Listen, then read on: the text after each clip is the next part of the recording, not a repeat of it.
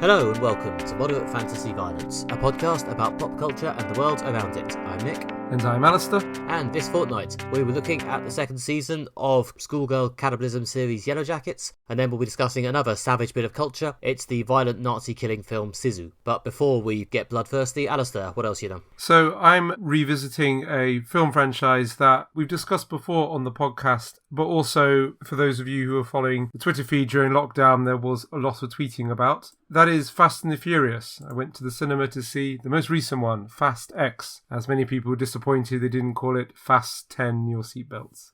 Would have been better. Anyway, at this point, the franchise has just sort of established a sort of tone and a vein of doing action filmmaking that it's been running with for the last 6 or so films. This is very much in that vein, in that, it's silly, over the top. There's absolutely, physics-defying car stunts. There's madness on every level, crazy things involving hacking, spies. There's always a drag race in there somewhere. Whatever you want from your Fast and your Furious, this kind of covers it. Yeah, I haven't seen this because it's just not a franchise I care about, but I have seen a bit of Twitter reaction to it, and it seems to sort of run the gamut. I think it's sort of low-end okay, seems to be where most people are. People are either like, yeah, that was more Fast and Furious. I wanted cars and Vin Diesel grumbling about family and I got it. And some people going, no, it's bad, mate. It's just descended into self-parody at this point. It's bad. So yeah, I don't know where on that spectrum you fall.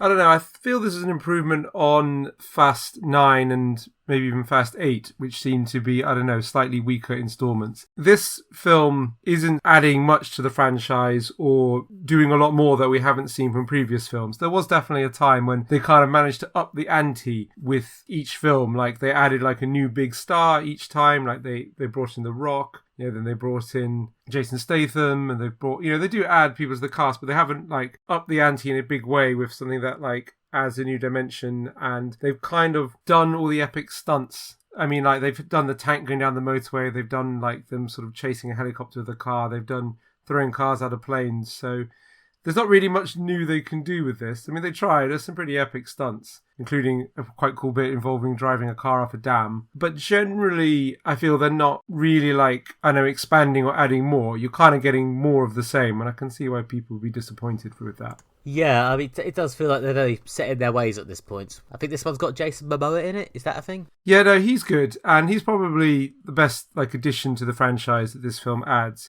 Him as the new villain, who's a sort of, absolutely unhinged, crazy car guy and fond of explosives. In order to link the drama and the tension into the kind of the ongoing story, they have also come up with a quite clever conceit that the Jason Momoa character is the son of the villain from Fast 5, who's out for revenge for taking down his father 10 years ago. And there are some quite clever bits when they've sort of reshot bits or scenes from Fast 5 with Jason Momoa's character added in. So there's a bit when they flash back to the climatic action scene from Fast 5, the one when they drag a safe through the streets of Rio de Janeiro. But then they've added more bits with seeing what Jason Momoa's character was up to at the time and how was he in the safe? He was not in the safe, no, but obviously various bits when he was coming close to getting Don, but I guess Don wasn't aware of him. So yeah, that's quite clever how they've kind of retrofitted him into the chronology of the film. So yeah, and he is very good. I mean, he does villain really well. I mean, he's absolutely hamming it up to the max as this pantomime villain, insane, bloodthirsty, out for revenge. So yeah, I mean, he's definitely the main reason to go watch this film.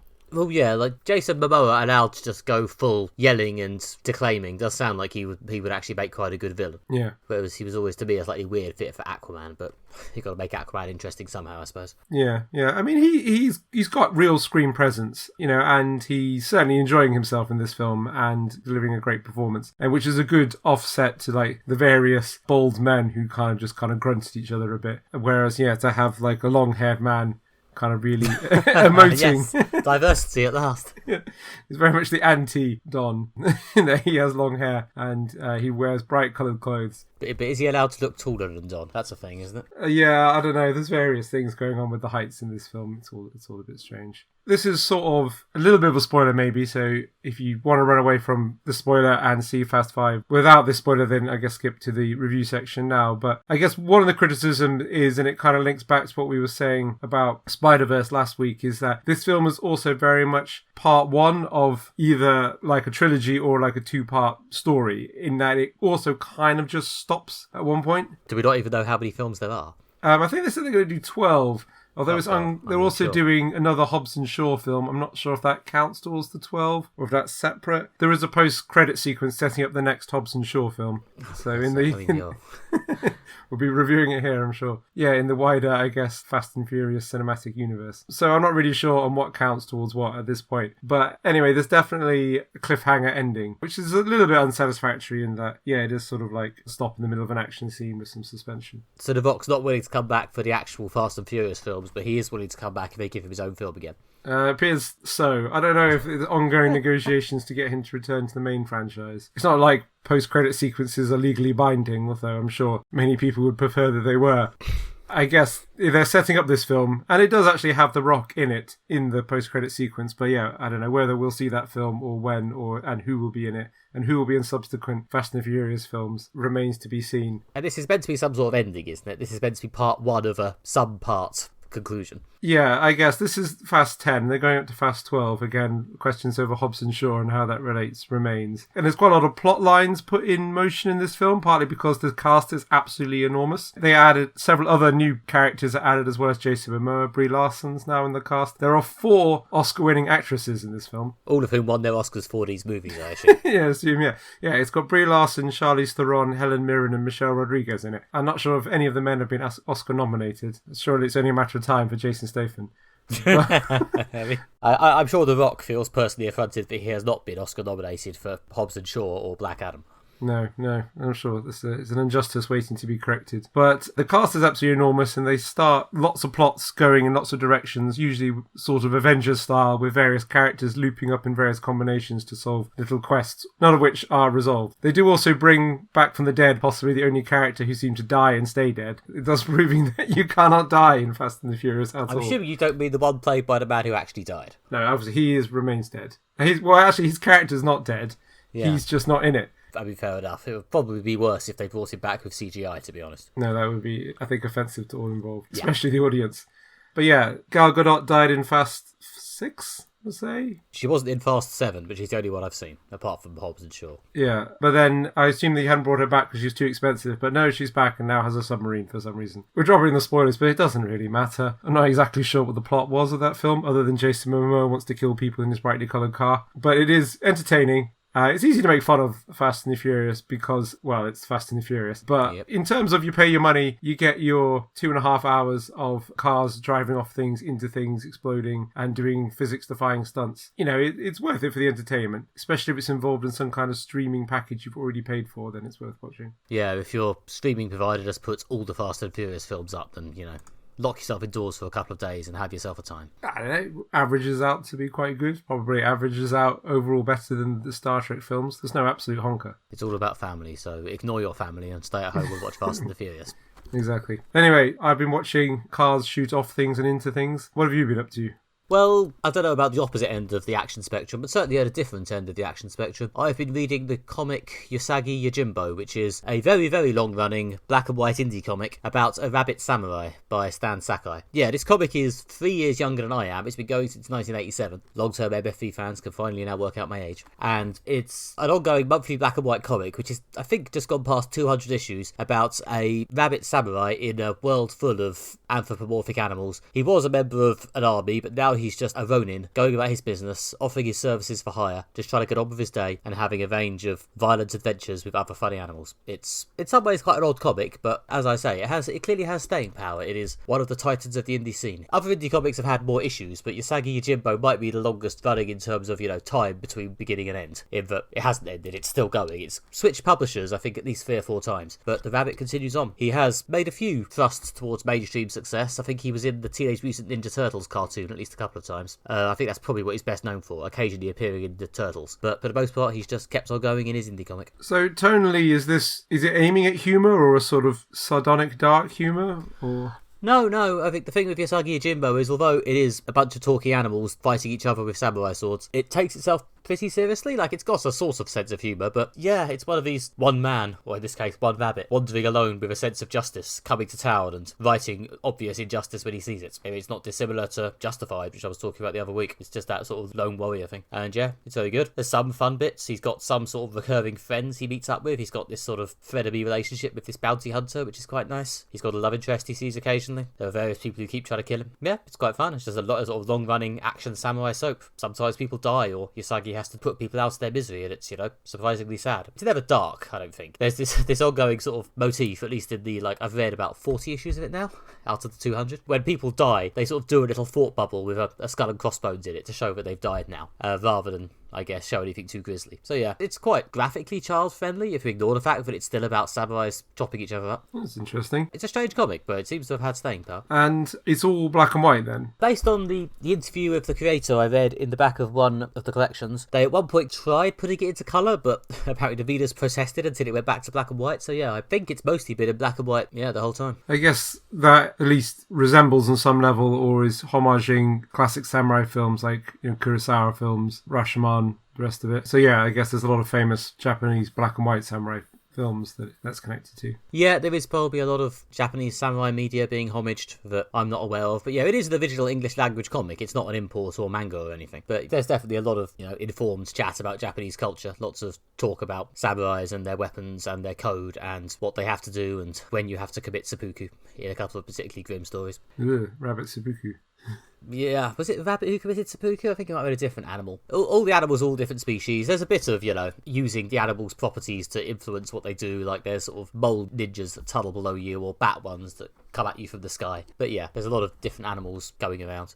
Some just trying to live out their lives in peace, others trying to kill Usagi. That's interesting, yeah. So you've read 40 out of 200 issues. Yeah, I've got about another 30 or 40 on my Comixology account, and then I will have to stop until there's next to sale. But yeah, got a fair chunk of this, quite enjoying it. It's very readable. It's one of these things where a lot of the appeal is the sort of the beautiful, clean storytelling that Stan Sakai does. He's just an extremely good cartoonist. He's just extremely good at drawing these incredibly fluid action sequences, or these extremely immediately understandable, emotions, obviously on anthropomorphic animals, which might be even more impressive. And yeah, it's just a really, really lovely work of cartooning. I mean, it's impressive, obviously, that he's kept drawing this same series about this rabbit for this long. I'm kind of interested to see how it develops. As I say, I've read 40 issues, and it has stayed more or less. Obviously, Usagi has met various people and formed ongoing relationships, but the status quo, such as this, hasn't really changed. He's just this wandering guy who comes into new situations. And I'm interested to see if this develops at any point, or if he really has just kept this going solidly for what at this point is coming up to 25 years. And it consistently maintains the quality? Sorry, 35 years. Jesus, I'm so old.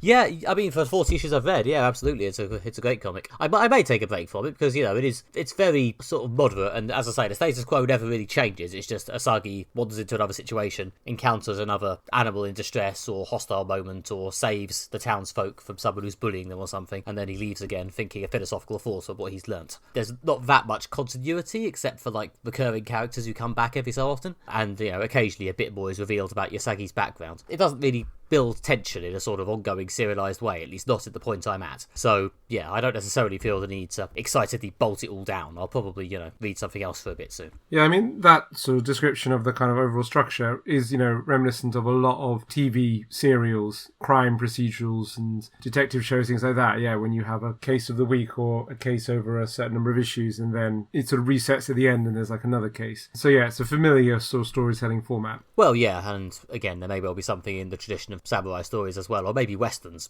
of, the mysterious man with the amazing fighting skills rolling into town to sort out some problem and then rolling out again at the end to move on to the next town. There's a bit of that in there as well, I think. Yeah, I mean, we've obviously talked before about how the sort of dialogue between different cultures, how the Western has shaped, a lot of the world's media, including Japanese media, and then Japanese media has in turn shaped modern American media and things like that. But yeah, there's definitely obviously the fact of the Western, sort of long-running film series. I'm sure there's many Western comics, and I believe one of the longest-running American drama shows was a Western along similar lines, one from the 60s or something like that, which I can't remember, unhelpfully. But yeah, that's definitely, obviously, a familiar storytelling format, The Wandering Outlaw. Yeah, and who knows, maybe by issue 150 it'll have actually become an incredibly tight, continuity-heavy soap opera. But yeah, so far it's just doing these very nice, well-paced little stories. I assume it hasn't worn out its welcome. I mean, it's a bit of a sort of long-standing, old-timer of the indie scene at this point, old stalwart.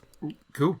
So yeah, no, it's an interesting thing to finally read. It's one of these things that everyone always acknowledges is really good, but you never seem to quite get around to actually reading it. And I'm glad I finally, sat down and read a decent chunk of it. I suppose it's a big undertaking, which can be off-putting, I guess, for some. I mean, it's so self-contained that I probably didn't need to go all the way back to the beginning and insist on starting from the first of these 200 plus issues, but just the sort of completist I am. See also our Star Wars Visions review.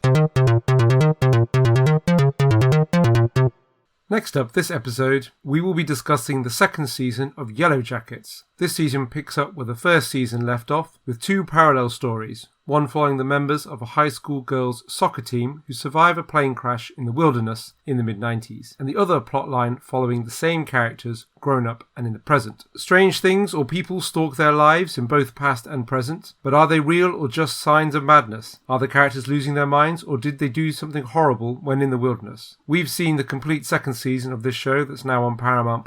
Nick, what did you think of it? I have some conflicting feelings on this. I wasn't uninvested, I wasn't unentertained, but on the other hand, I definitely felt the excitement slightly dialed back compared to how much I enjoyed the first season. I felt like it's still enjoyably dark, well acted, and an interesting story to follow. But yeah, I felt like last year there was a certain sense of the mystery slowly unfolding and things connecting in my mind, and a certain level of things building on each other in an exciting and entertaining way, which I felt wasn't there this year. I felt like, especially in the present day stories, there was a certain amount of old school Netflix slowness and thinness going on. Like, the four main characters were just kept apart for a very long time, and it just seems to turn a bit from we've got one season and we've got a tight storyline to tell with a beginning, middle and end, and now it seems like, okay, we've got past the first season, it's time to ease into our 5-season master plan. Slow it down. Yes, as I say, it wasn't awful. A lot of the past set stuff is still pretty compelling in its grimness, the sort of awfulness of this situation. It's sort of quite hard to look away from in a car crash way, and there are some great moments which I'm sure we'll get to. But yes, I don't know, I'm conflicted on this. What did you think? Well, the past storyline is definitely the stronger of the two storylines. Yeah, there are sort of real moments of tension, I think, throughout the season. I think there was quite strong opening, especially the second episode. Had a lot of tense, good bits, although again, mainly related to the 90s set storyline. And then the finale, I thought, came together very well and brought the characters together and had a lot of tension in it. But yeah, I guess there were some slower bits in the middle. And it seemed to take a while to bring the characters together in the present. And then they seemed to come together in a slightly arbitrary way. I did feel that there was basically, we need the characters together. Oh, now they've all got excuses to go to the same place. Yeah, I liked it when Shauna's husband suggested that she really should go to the evil wellness centre because it might be what she needs right now. It's like, yeah. Okay, Jeff, I know you're famously not the sharpest tool in the box, but is this a good idea? I mean, I sort of let it go, apart from the fact that I just complained about it, because at that point I was just kind of happy to see the characters in the same place. But yes, that and other sort of little plot jumps were a bit conspicuous. Yes, it's very much, you can feel the writer or writers' hands on the characters like they're a chess piece, like you move here, rather than, something really felt like the characters were being pushed towards. I mean, there were elements doing it. It wasn't totally out of the blue. The character Shauna wanted to run away from a problem, but, it doesn't necessarily follow that she would go there. But, I mean, rather than over-analysing that one bit, although it is symbolic of a few clunky moments of plotting, there are aspects I did really like about this season. Partly how the mystery is sort of unfolding more about what happened in the forest, when they were teenagers. As you meet more characters in the present who were there, and also you find out more what happened. They have sort of revealed quite a bit about what's going on and given you quite a bit of information. And I quite like how they've not really done that in a very heavy exposition-heavy way. They've led you to your own conclusions, but also simultaneously they have revealed things. They haven't just either basically kept the nature of what's going on in the forest secret from the audience and just annoyingly drawing it out really slowly in a long drawn out way, or done something that can be very annoying, which is as soon as they reveal something that indicates it's going one direction, instantly then indicates that it's going in the opposite direction. If this last couple of minutes of review has been annoyingly vague, it's because I am dancing around spoilers. We may want to get into it in more detail, but just for now I just want to say that what I did like about the writing was how they've revealed stuff in a subtle way and provided a clear indication that they know where it's going and explanation about what's going on, rather than just mystery built on top of mystery. Cough, lost, cough. Yeah, I think the 90s set storyline was mostly a pretty good drama, sort of where stuff built upon things and you could feel the tensions rising between them for understandable reasons. And, they got to the cannibalism fairly quickly, whereas I thought they might drag that one out to like season 4 or something. But no, we're there already. I guess I'll save any further spoilers till later, but we do get to the cannibalism pretty early in the season. Clearly they decided that no, there's no benefit in teasing too hard about that. It's surely pretty obvious that probably happened. It's the one thing that you just sort of have to assume they're probably going to have happen. Well, we know there was pretty heavily implied in the first season that they do cannibalism, and obviously it's kind of central to the conceit of the show. And it was a big moment when they first eat a dead person, and it's a great bit with an excellent needle drop on the end of episode 2. It's a great ending to that episode. But obviously, in that one, crucially, the person they eat is someone who died, by accident. And then the real tension is when you get to the point like, so what point are they going to start killing people to eat them? Which obviously is the kind of plot arc. And obviously, again, I guess we'll dance around the spoilers, but yep, that is paid off by the end of the season. Yes. Yeah. So yeah, I'm good with a lot of the past set stuff. It is kind of bleak in a fairly predictable way in some ways, I guess, but I did think it was very well done, and I did think the characterisation and the group was quite well managed. And even in the present day stuff, which I guess I've been slightly down on. I quite like Misty still. I think Christina Ricci is still incredibly watchable and stealing her scenes and bringing in Elijah Wood as her odd millionaire detective murder boyfriend. Yeah, he's matching her. He's adding a bit to it, I think. To be honest, the show has reached such a peak of bleak already in season 2 that honestly it's quite nice to have someone on screen who's allowed to be, kind of having fun. Yeah. Elijah Wood is getting to do that. Yeah, I mean, the weird thing is the show is very dark in places, especially in the past. There are murders in the present and dark undergoings, and obviously the characters are quite complex and they're flawed people. But at the same time, the show can be kind of a bit silly and daft, which I kind of like. I mean, sometimes I'm not really sure if it's intentional, but I like that there is an attempt to put humour into it without deflating the tension. But there's definitely some kind of silly moments. So yeah, like the Elijah Wood character is definitely one of them. Shauna's husband, who's a bit of a bonehead, a few moments of levity. I feel like there was a bit more dark humour in the first season, whereas this year it's mostly down to Elijah Wood and Misty and Jeff to provide it. Yeah, then the tonal variations do help. And they've got quite a large cast of characters at this point. They're all quite well developed and things like that. And they do quite a good job of playing with your sympathies. Especially like the Shauna character, you're quite on her side and quite sympathetic from her. From the beginning, she's sort of the main character, but over time you realise that she does make bad decisions and she is selfish and there are consequences to that and she's done some bad things. And they are quite good at revealing, kind of playing with your sympathies and allegiances. Again, Misty, who's a sort of slightly odd, slightly nerdy character, especially in the 90s past, socially shunned a bit, and it's easy to have sympathy for her. But there are moments when she flips and you realise that she is unhinged and possibly dangerous and violent. Again, they're good at manipulating, playing with your sympathies, using complex characters to kind of shift your allegiance and perceptions of the characters. Yeah, particularly with Shauna, who I think is superficially kind of one of the most relatable characters, but often, also when you come to realise the one most prone to just making bad and often harmful decisions just at a whim. Which, to be fair, that we're fairly upfront about, I think. It was in the pilot. But the fact that sort of flip still sometimes works, you're still slightly surprised by it, is, I think, impressive. Probably mostly a sign of how good a job Melanie Lynskey's doing in that role. Yeah, so she's great. I mean, they've got an absolutely great cast. I mean, the strength of the show is strong characters with strong casting. Yeah, and again, Melanie Lynskey, not particularly well-known name before this, is obviously great playing the main character. If you mentioned Christina Ricci, she's great in almost everything she's in. She's very good in this. I mean, Juliette Lewis as Nat, she's good. Doesn't have a huge amount to do this year. No, yeah, there's a less Julia Lewis. She's more in the kind of earlier part of the season, I suppose, when they're revealing the weird wellness retreat run by possibly the most insane member of the Yellowjackets, although it's a hotly contested prize. And also Lauren Ambrose, who fans of 6 Feet Under will appreciate seeing return. She is very good and hasn't again had a huge vehicle since 6 Feet Under. We'll just gloss over Torchwood Miracle Day. Yeah, although seeing the young sister from 6 Feet Under playing a middle-aged woman does spark year-old feelings in me yet again. She is very good here. And yes, the character of Van, I think, does seem to add something to the dynamic. I'm interested to see how much more they'll quickly reveal that people are alive now, because obviously that colours your view of the past set stuff. But I think so far, they're handling it at a decent speed. Yeah, I mean, that's one of the great sources of tension. By having this past and present plot line, you have this thing when, you know who was there in the past, and you know who's alive in the present based on who you've met, and you don't know what happened to people in between. It also means they can bring in famous actresses as the show's profile grows to play characters in the present. Like Lauren Ambrose, not in the first season, because her character doesn't appear as a grown-up, so she's, in addition in the second season. There are quite a few characters who we know are alive, at the end of the second season, the 90s plot, who we haven't seen in the present. We know some of them die, or we assume some characters die, but also not everyone does. So there's always this sense of who's alive, who's dead. I mean, there's also other ways they play with the tension, such as, and I guess we are veering into spoiler territory here, but not quite the end spoilers, but anyway, be warned, spoilers about to come. The plot line of 90s Shauna being pregnant and then having to give birth in the middle of the wilderness, the fact that she thinks she's having a boy, the only thing you know about her in the present is that she has a daughter, creates a sense of tension. What happened to this other baby she's pregnant with? We know it's not her daughter in the present, but is there, some other, and there's a mystery around that, which I won't spoil the resolution to, but again, this sense of separating time and keeping sort of some things deliberately from the audience does work well to create tension. It doesn't feel like a deliberate manipulation. It just feels like, something the writer is using to raise the tension.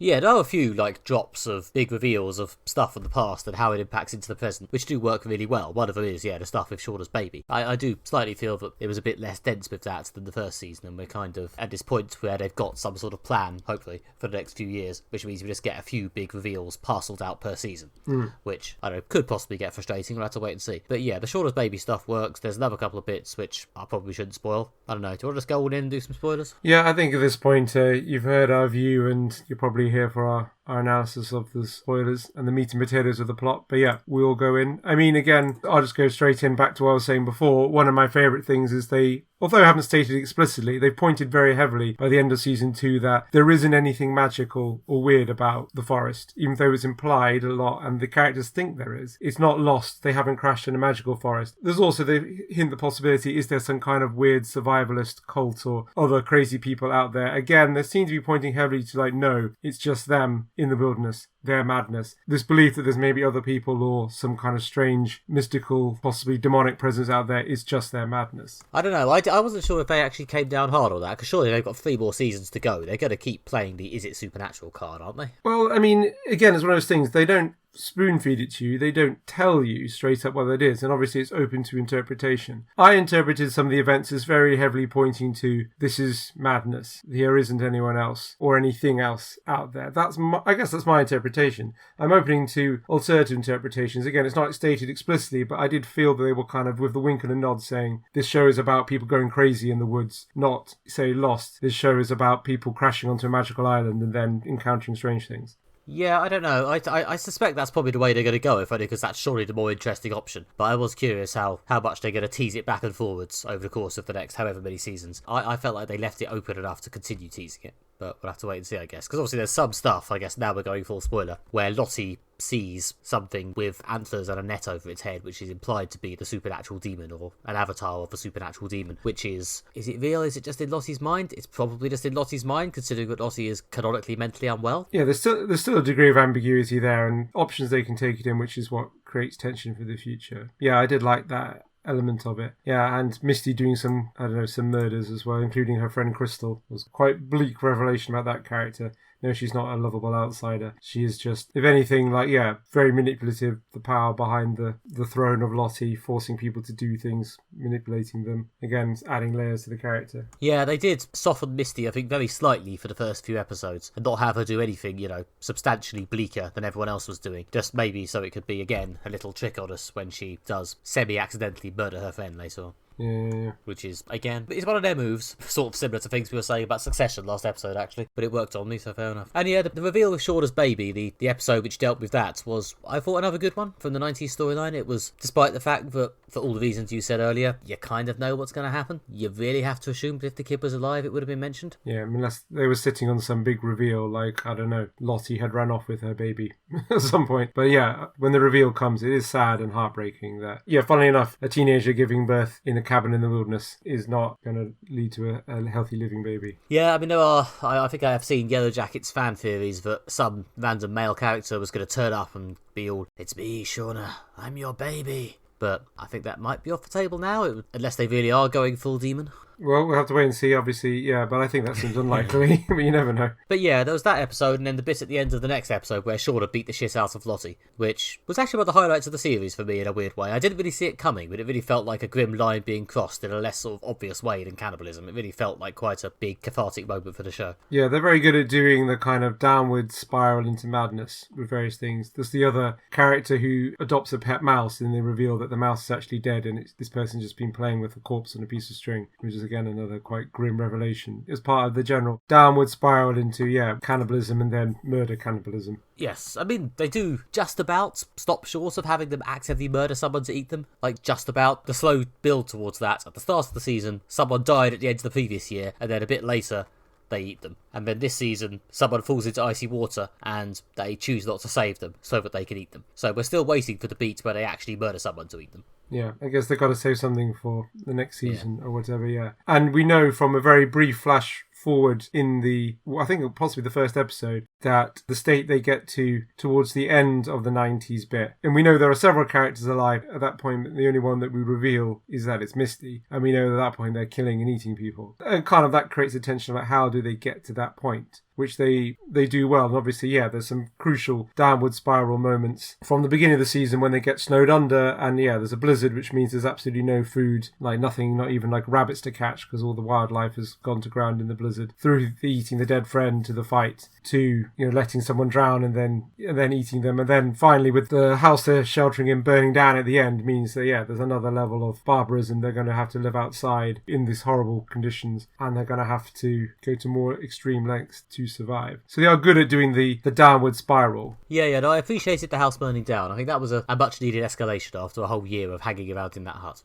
I was very, very there for that as something that means, okay, we're definitely going to have to do something somewhat seriously different next time. Yeah. And I liked how you see the kind of the growth of the rituals. It's not just them turning and murder each people, but they've been developing these sort of ritual practices involving like animal bones and cards and cutting themselves and making blood offerings. And you can see throughout the show the little things they do that clearly add to the rituals. And as they spend more time in the wilderness, and definitely over the following seasons, and also as they go more insane, how these small things they do become ritualized into a kind of, murder cannibal folk religion cult that they're devolving into. So you can see the kind of moments when it comes, or the moments when they bring in the ritual elements to the downward spiral. I like the slow build of that stuff. I think that's being quite well handled. It's interesting to see them sort of slowly evolve these things that will, as you say, by the end of the show / the point they've reached in episode 1, presumably be these sort of really grim dancing, chanting, murdering people stuff. So it's interesting. I still feel like the pacing here is slightly shonky and stop-start at times, especially in the present day sequences. Does Thaisa still have a job? Is she still a senator? That just kind of disappears completely. Just a very famous person just is allowed to just wander off and act like a lunatic.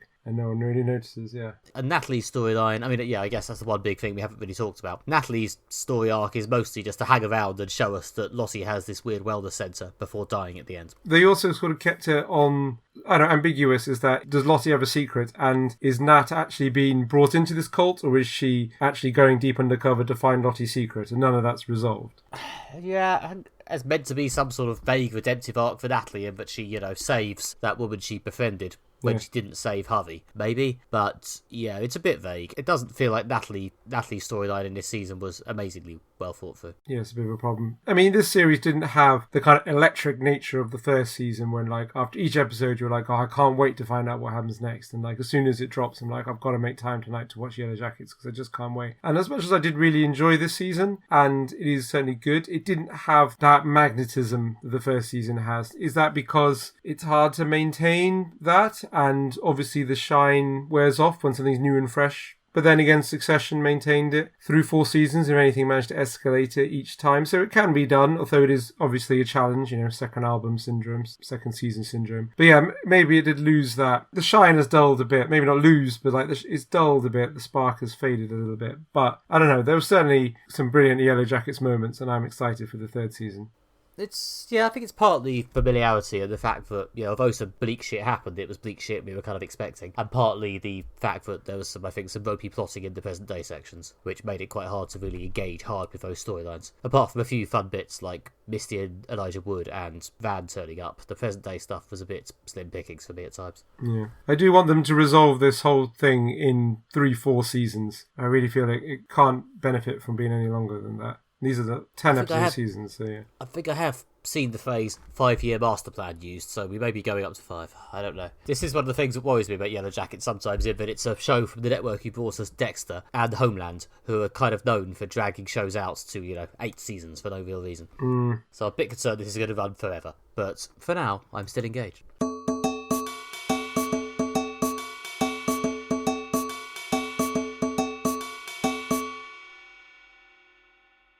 Finally, this episode, we will be discussing Sisu, a new Finnish historical action film. Towards the end of World War II, the German army is withdrawing from Finland. A retired Finnish commando is prospecting for gold when he finds a major seam. After gathering the gold, he runs into a withdrawing SS unit, and bloody battle over the gold follows. We saw this film recently in the cinema. Nick, what did you think of it?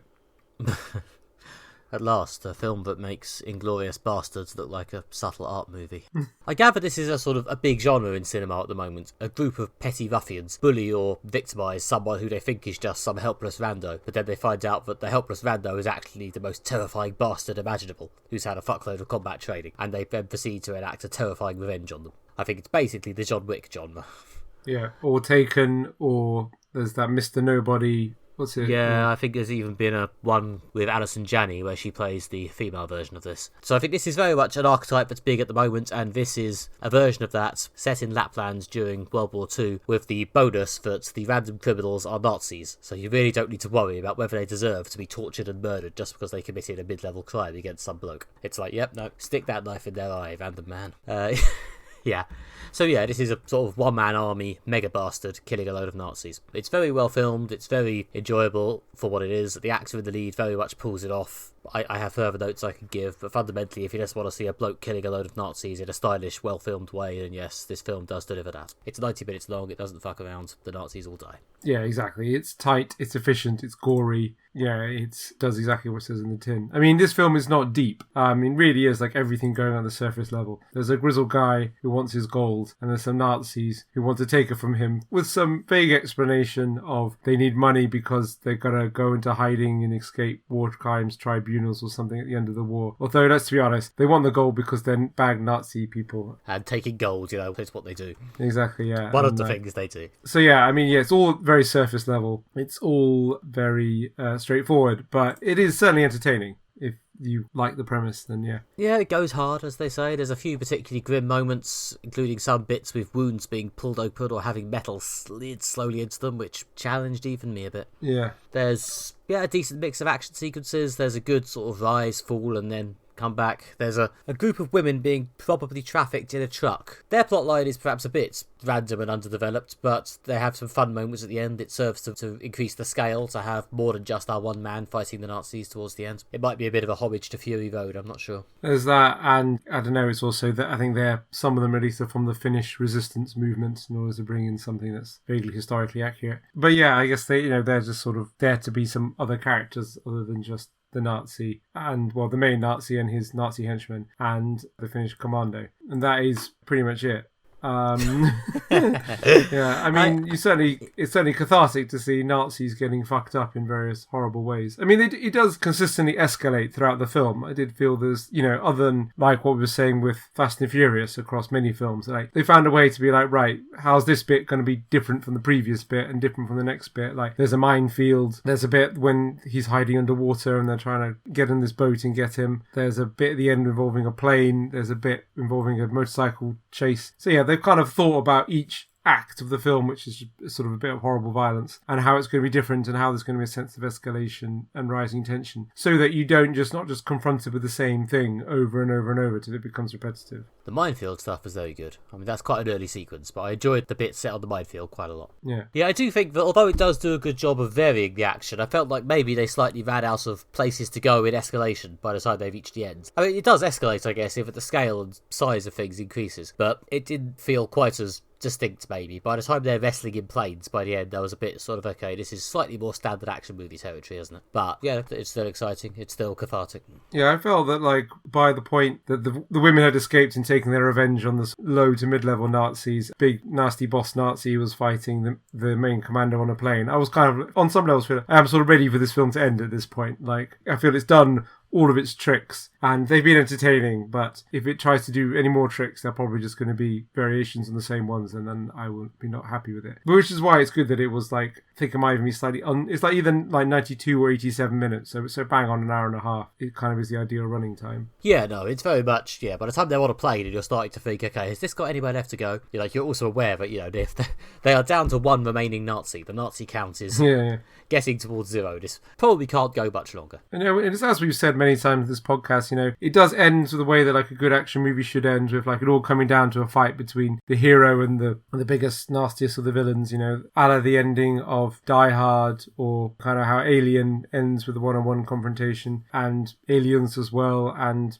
many action movies, and it's actually disappointing when action movies like expand out at the end to bring in loads and loads of different people fighting on, sort of different fronts, such as, the slightly not as good endings of Dark Knight Rises or Avengers Age of Ultron. You think you might want to bring big spectacle right at the end, but actually kind of a focus at the end works. So again, it's sticking to those principles we've laid down many times in the past. Yeah, no, as straightforward action movie filmmaking goes, this is very, very solid. It clearly knows its fundamentals. And yeah, as I say, I think the best stuff is probably in the first hour. A lot of the stuff with just a one-man army, terrifying commando, just taking out Nazis armed only with a bit of bent metal or something. There's some good business with a dog. There's some good business with him whacking them with gold. Yeah, no, I enjoyed that stuff a lot. It's probably one of these films which I think slightly benefits from the close quarters, hand-to-hand brutal stuff. And if anything, maybe loses something once you get to the bigger scenes at the end where people are firing machine guns and chucking each other across planes. Yeah. I mean, I think there was like the very first time he kind of kills someone. There's a moment he just kind of gets his knife and rams it straight through someone's skull. And I think everyone in the cinema just went like, "Oh!" Winston, as well. That very much established the tone for the film. But I think that kind of moment of this is just going to be really gory right from the start.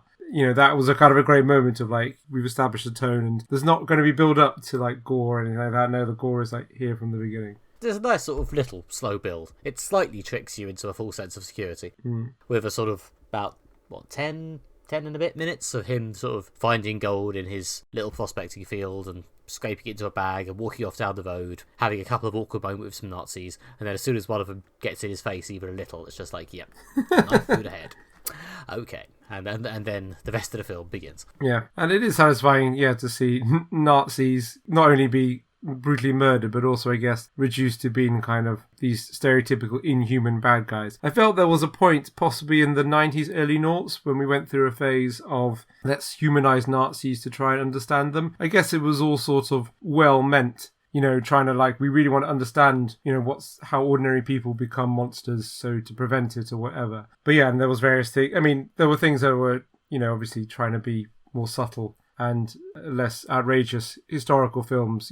There's the Robert Carlyle playing Hitler in The Rise of Evil. There's a Hitler film with John Cusack in it. And although there was, I guess this was all well meant, this kind of let's humanize the Nazis, it was possibly a fact the Second World War had very much receded into memory at that point, and also this general sense of it was the permissible 90s, anything goes. The age of Family Guy and Happy Tree Family. And I do feel now that Nazis have become a more prominent political problem. We've moved past the let's humanize the Nazis, understand them, to kind of no, Nazis are awful, they're horrible, let's show them getting fucked up so everyone knows that Nazis are wrong and bad and are the nasty bad people. Yeah, but still, there's really not much in the way of subtle political commentary you can take from this film out into the world, is there? No. Beyond Nazis bad. It's very much just a film for some catharsis. The only thing it really gains from the fact that they're Nazis is the fact that it has to work even less and spend even less of its precious screen time explaining to you why it's okay for this angry man with a bag of gold to shove knives through the head of these other humans.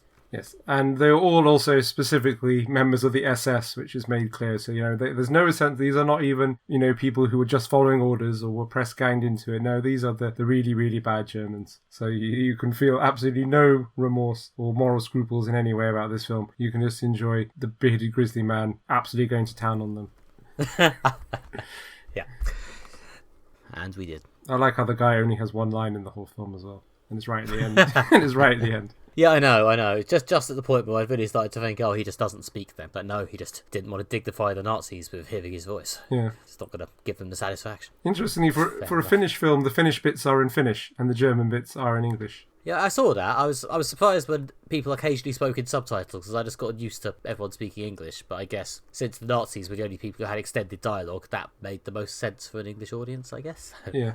I guess the two audiences of this film are English and Finns, and those are the two languages here. Yeah, I guess so. And, English and American. Yeah. No, it'll be fun. That's really all there is to say about this one. Yeah, I don't think this is one we could do a half-hour review of, to be honest. Do we go back to Fast X for a bit, or just leave it here? I mean, is there much more to say about that? Not really. Okay. And that was Moderate Fantasy Violence for this fortnight, as ever. Thank you very, very much for listening. If you want still more, you can go to moderatefantasyviolence.com to find all our old episodes, some articles, God knows what else. And then, if you enjoy all that, you can go to your podcast application of choice and leave us a nice 5-star review, please. So thank you very, very much. You can also get more from us on social media by following us on Twitter, where we're at MFV Podcast, or search for Moderate Fantasy Violence on Facebook. You can get more from me on Twitter, where I'm at Alistair J.R. Ball, and you can find more of my writing at redtrainblog.com. And you can get more from me at nickbryan.com or nickmb on Twitter. My Stone Cop Kickstarter has now definitely finished, and yes, thank you very, very much to everyone who backed. You'll get your comic soon. If you didn't back, then I don't know, please back the next one. Or at the very, very least, please come back for the next episode of Moderate Fantasy Violence, when we will be covering the new Rian Johnson detective show Poker Face, which has finally made it to the UK, and then the new Wes Anderson movie Asteroid City. Until then, bye-bye. Bye-bye.